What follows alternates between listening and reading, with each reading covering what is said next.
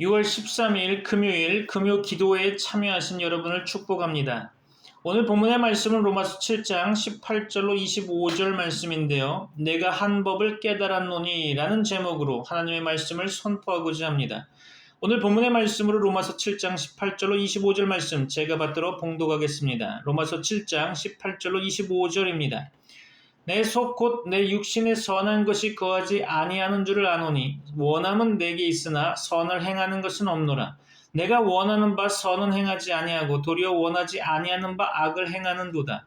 만일 내가 원하지 아니하는 그것을 하면 이를 행하는 자는 내가 아니요 내 속에 거하는 죄니라. 그러므로 내가 한 법을 깨달았노니 곧 선을 행하기 원하는 나에게 악이 함께 있는 것이로다. 내 속사람으로는 하나님의 법을 즐거워하되 내 지체 속에서 한 다른 법이 내 마음의 법과 싸워 내 지체 속에 있는 죄의 법으로 나를 사로잡는 것을 보는도다. 오라 나는 곤고한 사람이로다. 이 사망의 몸에서 누가 나를 건져내랴. 우리 주 예수 그리스도를 말미암아 하나님께 감사하리로다. 그런즉 내 자신이 마음으로는 하나님의 법을 육신으로는 죄의 법을 섬기노라. 아멘. 오늘 본문의 말씀을 살펴보기 전에 먼저 우리가 당연하게 믿고 있지만 성경에는 언급되어 있지 않은 세상의 언어를 좀 살펴보고자 합니다. 오늘은 특별히 여러분 가운데서도 자연스럽게 받아들여지고 있는 문장일 듯한데요. 바로 신앙은 개인의 문제일 뿐이다 라는 것이죠. 이 말은 오늘날 가장 많이 오해되고 있는 말 중 하나일 것입니다. 예배당에 가지 않아도 성경을 읽지 않아도 그냥 내 방식대로 하나님을 믿으면 된다고 말하는 거죠. 그러나 성경은 결코 그렇게 말하고 있지 않습니다. 사도행전의 교회는 철저히 공동체였죠. 함께 떡을 떼고 함께 기도하며 함께 말씀을 배우고 나누었습니다. 그렇죠? 히브리서 10장 25절 말씀은 이렇게 말하고 있습니다. 모이기를 패하는 어떤 사람들의 습관과 같이 하지 말고 오직 권하여 그 날이 가까움을 볼수록 더욱 그리하자. 그렇죠. 고립은 사단이 가장 좋아하는 영적 환경입니다. 함께 말씀을 나누고 훈계와 격려를 서로 주고받으며 서로를 위해 기도하는 공동체 안에서 성도들의 성숙이 일어나는 것입니다. 신앙은 개인의 신앙 고백에서 출발하지만 반드시 공동체 안에서 열매를 맺게 되어 있다는 것을 기억하시기 바랍니다. 오늘 본문을 통해 하나님의 말씀을 묵상하고자 합니다. 오늘 본문은 피조물의 한계를 나타내주고 있죠. 율법을 알아도 우리에게는 그 율법을 또한 그 선을 행할 능력이 없다는 것입니다. 오늘 본문 말씀 18절의 말씀이죠. 내 속 곧 내 육신에 선한 것이 거하지 아니하는 줄을 아노니 원함은 내게 있으나 선을 행하는 것은 없노라. 그렇죠. 우리의 죄성 때문에 우리는 이 싸움에서 번번이 패배하게 됩니다. 그러므로 우리는 절망하지 않을 수 없겠죠. 그리고 이렇게 고백하게 됩니다. 오늘 본문의 말씀 24절인데요. 오호라 나는 곤고한 사람이로다. 이 사망의 몸에서 누가 나를 건져내랴. 그렇죠. 그의 죄성 때문에 심히 괴로워했던 사도 바울은 갑자기 그의 눈을 들어 그 죄의 문제를 영원히 해결하신 주 예수 그리스도의 십자가 은혜를 바라보게 됩니다. 그리고 감격에 겨워서 크게 외치고 있죠. 이는 위대한 반전이라고 말할 수 있을 것입니다. 오늘 본문의 말씀 25절의 말씀이죠. 우리 주 예수 그리스도로 말미암아 하나님께 감사리로다. 그런즉 내 자신이 마음으로는 하나님의 법을 육신으로는 죄의 법을 섬기노라. 그렇죠. 주 예수 그리스도의 십자가 구원을 고백하면서 바울은 대사면을 선포하고 있습니다. 그러므로 우리 성도들에게 있어서 다음에 보게 될 로마서 8장은 자유의 대헌장이라고 말할 수 있을 것이며 복음 중에 복음이 기록되어 있다고 고백하게 될 것입니다. 오늘 본문의 말씀을 좀 더 자세히 살펴보도록 하겠습니다. 로마서 7장 15절에서 25절의 말씀을 연결해서 보게 되면 마음속에 일어나는 은혜와 타락 그리고 하나님의 율법과 죄의 율법 사이의 투쟁이 묘사되고 있죠. 그리고 이것은 두 가지 면으로 적용할 수 있는데요. 그 하나는 사도 바울의 주장대로 일부 사람들이 마음의 확신은 있지만 아직 중생하지 않은 영혼 속에 있는 갈등이라고 보는 견해입니다. 또 다른 하나는 중생하여 성화되었지만 아직도 불완전한 상태에 있는 영혼 속에 있는 갈등이라는 거죠. 이 양자 가운데 사도 바울은 그 어느 쪽을 두고 이야기하는가에 대해서 상당한 논쟁이 있습니다.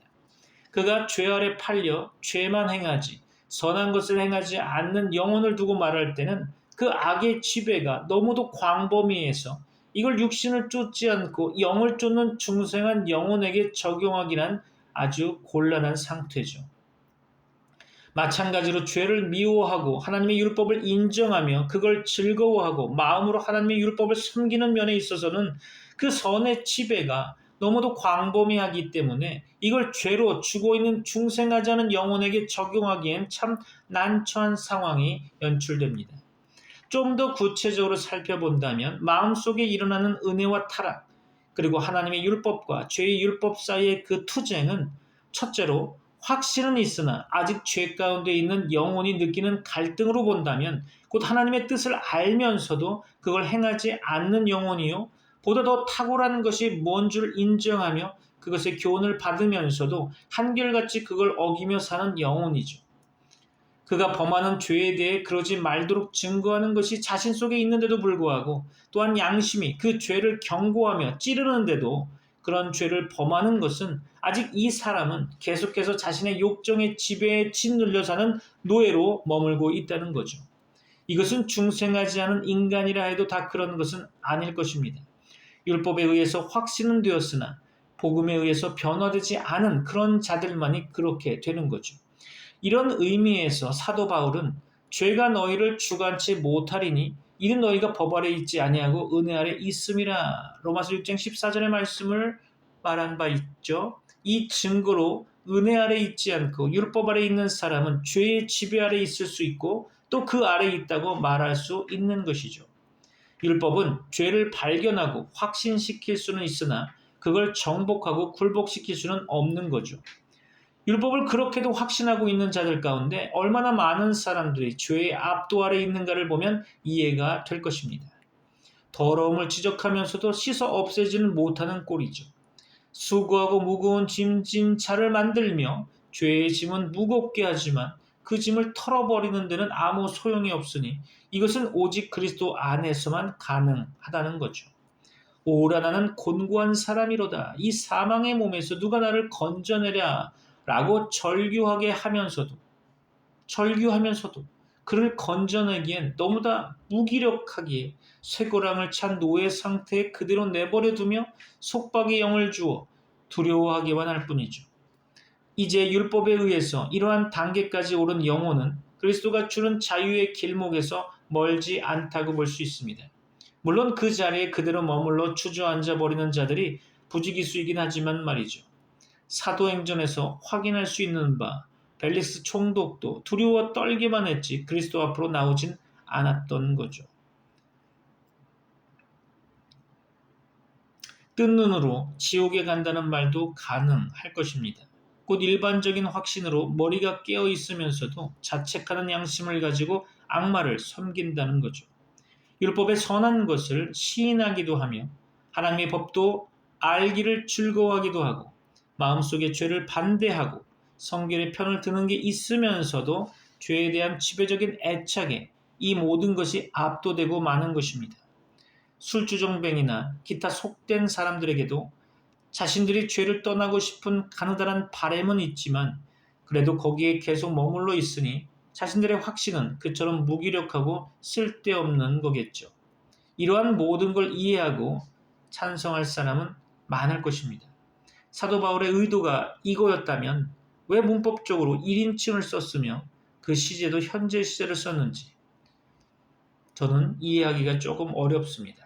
자신의 정죄받은 상태에 대해서는 이미 과거 일로 광범위하게 다룬 바 있죠? 7절 이하의 말씀을 참조하시면 좋겠습니다. 나는 죽었도다. 그 계명이 내게 대하여 도리어 사망에 이르게 하는 것이 되었도다. 그렇죠.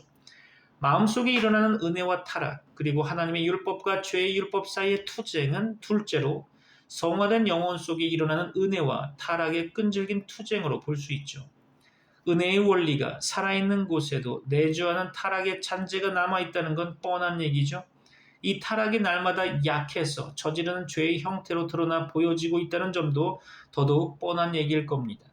우리에게 죄가 없다고 주장한다면 그건 스스로를 속이는 셈이라고 성경은 말씀하고 있죠. 참된 은혜는 이러한 죄와 타락을 상대로 투쟁하지 그것을 허용치 않으며 그걸 증오하고 슬퍼하며 짐같이 여기고 끙끙대고 있다는 사실 또한 확실한 얘기일 겁니다. 참고로 갈라디아서 5장 17절 말씀 보면 육체의 소욕은 성령을 거스르고 성령은 육체를 거스르나니 이 둘이 서로 대적하므로 너희가 원하는 것을 하지 못하게 하려 함이니라. 그렇죠. 바로 이것이 여기서 강론하는 사도 바울의 이야기에 포함된 진리라고 생각됩니다. 따라서 바울의 의도는 성화의 특성을 좀 더 상세히 설명하는 데 있는 셈이죠. 곧 성화를 해서 인간이 이 세상에서 죄 없이 완전한 상태에 도달하는 것이 아니라는 이야기일 겁니다. 따라서 남아있는 타락과의 투쟁을 계속하도록 하는 것이 성화의 목적인 셈이죠. 우리가 진심을 다해 투쟁하는 것은 우리의 죄의 몫으로 처지지 않을 것입니다. 그 승리는 은혜를 통해 마침내 우리의 것이 되고 말겠죠. 여기에 투쟁은 뱃속에서의 야곱과 에서의 투쟁이라고 볼 수 있겠죠. 또한 가나안 땅에서의 가나안 족속과 이스라엘 족속 간의 투쟁이라고 할 수 있겠습니다. 또한 사울의 집과 다윗의 집의 투쟁이라고도 말할 수 있겠죠. 그러나 진리는 위대한 것이 마침내 승리하고 만다는 것입니다. 이것을 이해하면서 함께 몇 가지를 좀 더 살펴보고자 합니다. 첫째로 사도 바울이 불평하는 것이 무엇일까요? 내주하는 타락의 잔재, 이것을 바울이 여기서 말하고 있는 것은 율법은 중생한 사람이라도 의롭게 할 수 없다는 걸 말하고 싶었던 것이겠죠. 제 아무리 이 세상에서 선한 사람이라도 하나님께서 법대로 따진다면 자신 속에 자기를 정죄할 소지가 충분히 있으며 이것은 율법에게 잘못이 있어서가 아니라 그 율법을 충족시킬 수 없는 우리 자신의 타락한 본성이 잘못이라는 걸 보여주기 위해서일 것입니다. 여기서 똑같은 말을 되풀이하고 또 되풀이하고 있는 것은 바울 자신이 그가 쓰고 있는 사실에 대해서 얼마나 통감하고 있으며 사도 바울의 생각이 얼마나 깊은가 하는 점을 보여주고 있는 거죠. 자, 로마서 7장 14절 말씀 가운데 나는 육신에 속하여 죄 아래 팔렸도다. 그는 고린도 교우들을 상대로 이야기할 때도 그들이 육신에 속한 자들이란 말을 사용하고 있습니다. 참고로 고린도전서 3장 1절 보면 형제들아 내가 신령한 자들을 대함과 같이 너희에게 말할 수 없어서 육신에 속한 자 곧 그리스도 안에서 어린 아이들을 대함과 같이 하노라. 그렇죠. 영적 생명이 있는 곳에도 육적인 애정의 잔재는 남아있는 법이죠. 그런 만큼 인간은 죄 아래 팔려 있다는 것입니다. 영적인 생명의 사람은 아합처럼 자신을 악행에 파는 것이 아니라 아담의 죄를 범해 넘어졌을 때 그에 의해 팔렸던 거죠. 불쌍한 노예가 팔려서 자기 의사에 반대되는 주인의 뜻을 행하듯이 죄 가운데 잉태되고 죄 가운데 태어났기 때문에 죄 아래 팔려 있다는 것입니다. 로마서 7장 15절 말씀 가운데 원하는 이것은 행하지 아니하고 도리어 미워하는 그것을 함이라. 그렇죠. 이어서 19절과 21절 말씀 가운데도 선을 행하기 원하는 나에게 악이 함께 있는 것이로다 하는 것도 같은 이야기겠죠. 타락의 위력이 그 정도이기에 사도 바울은 그렇게도 바라고 열망하는 성화 속에서의 완전을 성취할 수 없었던 거죠. 따라서 완전을 향해 줄다름치고 있지만 거기에 이미 도달한 것도 아니요 완전해진 것도 아니라는 점을 인정하는 수밖에 없다는 것입니다. 참고로 빌립보서 3장 12절 말씀 볼까요? 내가 이미 얻었다 함도 아니요 온전히 이루었다 함도 아니라 오직 내가 그리스도 예수께 잡힌 바 된 그것을 잡으려고 달려가노라. 아멘. 그렇죠. 모든 죄에서 벗어나 하나님의 뜻을 완전하게 실천하고 싶은 마음은 꿀맛 같았지만 그의 타락한 본성은 그를 곁길로 잡아 이끄는 거죠. 그것은 마치 자신은 하늘 높이 치솟고 싶은데 끌어당기는 쇠고랑과 같은 거죠. 로마서 7장 18절 본문의 말씀 가운데 내 속 곧 내 육신에 선한 것이 거하지 아니하는 줄을 내가 아노니. 그렇죠. 여기서 바울은 타락한 본성을 설명하는데 이걸 육이라고 부르고 있습니다. 육신. 이 타락한 본성이 있는 한 선을 기대할 수 없는 것은 바닷가 바위나 모래 위에서 옥수수를 기대할 수 없는 것과 마찬가지겠죠. 새로운 본성은 어떻게 해서든 죄를 범하려 하지 않겠지만 육신은 곧 옛 본성은 어떻게 하든 선을 행할 수 없다는 것입니다. 도대체 뭐 때문일까요? 그건 역시 육신이 죄의 법을 섬기고 그 법의 지배와 통치를 받고 있기 때문이 아닐까요? 그것이 이 상태에 머물러 있는 한 어떠한 형태의 선이든 기대하기는 어렵다는 것입니다. 타락한 본성을 다른 곳에서는 육이라고 부르고 있으니 이 육을 가진 자들에게 선한 것이 거할 수는 있겠지만 이 육이 있는 한 선은 없다는 것입니다. 육은 어떠한 선이든 감당할 능력이 있는 주체가 아니라는 거죠. 오늘 본문 로마서 7장 23절 말씀 가운데 내 지체 속에서 한 다른 법이 내 마음의 법과 싸워 내 지체 속에 있는 죄의 법 아래로 나를 사로잡아 오는 것을 보는도다. 그렇죠. 타락하고 죄 많은 성향이 여기는 율법에 비교되고 있는데요. 그 이유는 그것이 그의 선한 동기를 누르고 제어하기 때문일 것입니다. 그것이 그의 지체 속에 자리를 잡고 있다는 말은 그리스도께서 그의 마음에 보좌를 펴고 계시니 죄의 도구가 되는 것은 몸의 반역적인 지체들 뿐이기 때문이죠. 이것은 마음의 법, 곧 새로운 본성을 상대로 전쟁을 일으킵니다. 곧 정반대의 길로 이끌며 불리한 입장에 처하게 하는 일만 골라 하는 것이니 타락한 성향이야말로 포악한 포로 상태 이상으로 영혼에게 크나큰 부담과 피해를 안겨줄 것입니다. 그것이 죄의 법 아래로 나를 사로잡아 가는 것입니다. 육신으로는 죄의 법을 섬기노라 라는 말과 똑같은 이야기겠죠. 곧 타락한 본성, 중생하지 않은 부분이 계속해서 죄를 향해 작용한다는 이야기입니다. 사도 바울의 일반적인 불평이 본문 24절에 언급되고 있죠. 오호라 나는 곤고한 사람이로다. 이 사망의 몸에서 누가 나를 건져내랴. 그가 불평하는 것은 사망의 몸입니다. 이것은 필연적으로 죽기 마련인 육신의 몸을 두고 하는 말이든지 아니면 죽음으로 곧 영혼의 파멸로 치닫는 죄의 몸, 옛사람의 몸, 타락한 본성의 몸을 두고 하는 말이든지 둘 중 하나일 겁니다. 그렇죠? 그래서 그는 오호라 나는 공고한 사람이로다 라고 절규하게 이르게 된 거죠. 어떠한 상황에 있어서나 자족할 줄 알았던 그에게 있어서 이 타락한 본성은 이처럼 불평하게 되는 것입니다. 만약 제가 당시 바울을 만났더라면 어우 축복받은 인간이요. 그대는 그리스도의 대사요. 하늘의 사자요. 수천만의 영적 아버지이십니다. 라고 말했을 것입니다. 그러나 자기가 자기를 보았을 때는 타락한 본성이 따라다니기에 곧 자신이 원하는 만큼 선을 기꺼이 행하지 못했기에 또한 완전해지지 못했기에 바울 자신은 비참한 사람이라고 여겼을 것입니다. 그러기에 누가 나를 건져내랴 하는 비참한 절규가 따르고 있는 거죠. 그것이라면 진절머리가 났으니 그걸 없앨 수만 있다면 무슨 일이든 다 하겠다는 말투죠.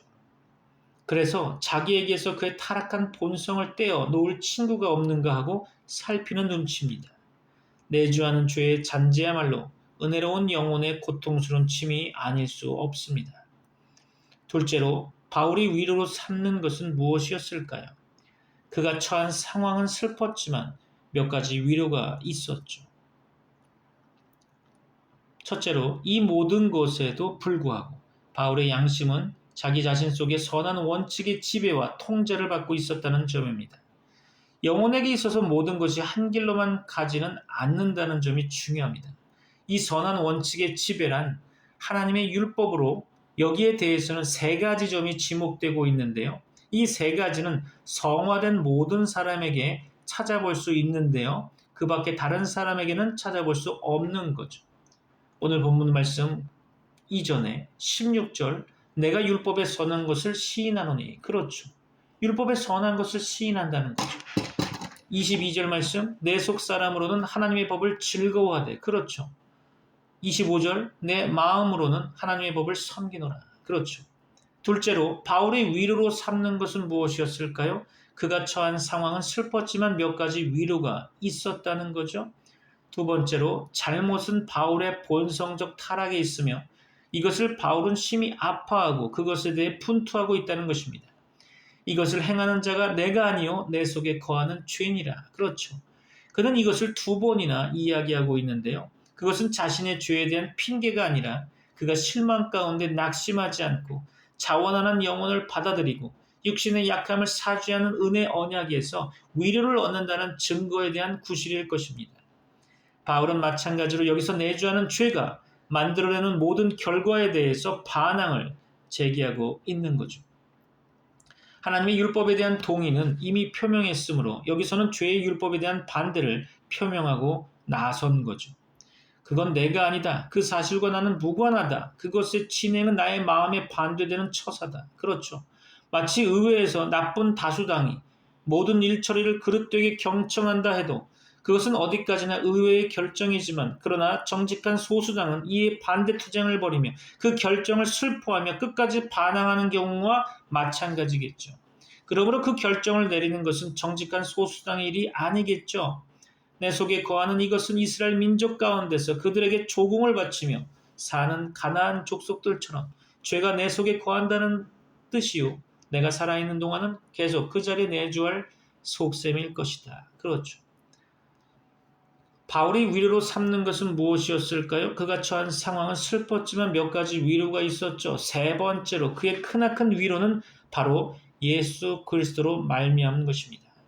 우리 주 예수 그리스도로 말미암아 하나님께 감사하리로다. 25절의 말씀이죠. 이런저런 불평을 하는 가운데 그는 갑자기 찬양을 하고 있습니다. 여러 가지 공포와 비탄에 대한 특별 처방은 찬양을 드리는 데 있다고 봅니다. 맥빠져 의기소침해 가는 많은 영혼이 경험한 바 있죠. 우리의 모든 찬양에 있어서 예수 그리스도에 대해 하나님께 감사리로다 하는 것이 노래의 골격을 이루어야 할 것입니다. 누가 나를 건져내랴 24절의 말씀이죠. 이렇게 그는 도움을 어디에서 구해야 할 줄 모르는 나머지 당황하고 있는 투로 말하고 있죠. 그러다가 마침내 바울은 예수 그리스도를 발견하게 됩니다.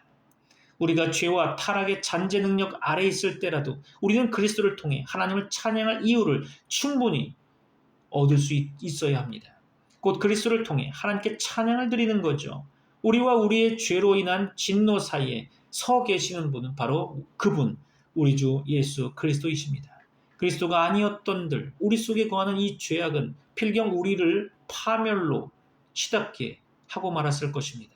주 예수 그리스도 그분은 하늘 아버지께 우리의 대변자요. 그분으로 말미암아 하나님은 우리의 죄악을 불쌍히 여기시고 용서해 주시며 덮어주시고 우리의 책임으로 돌리시지 않으실 것입니다.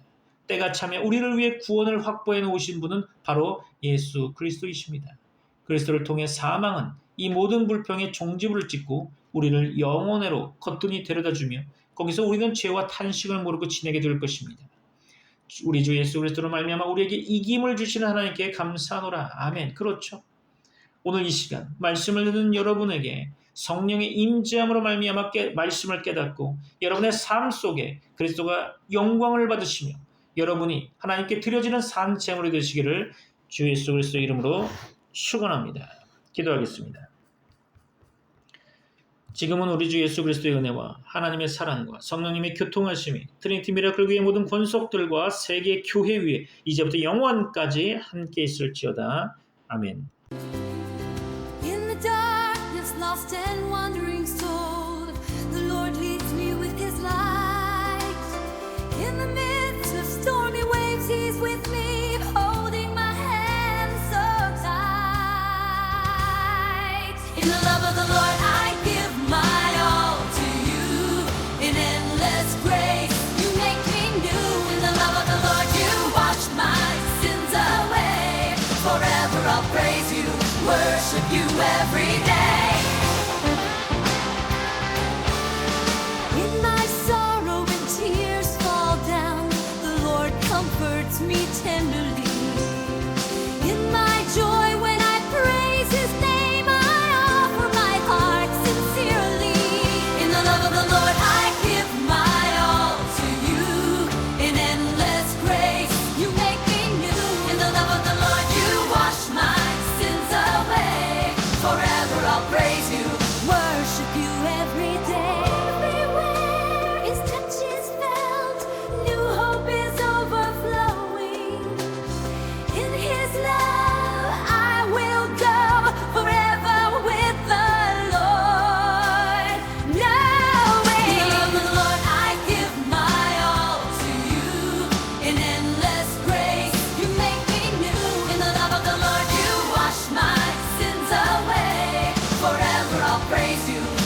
worship you every day.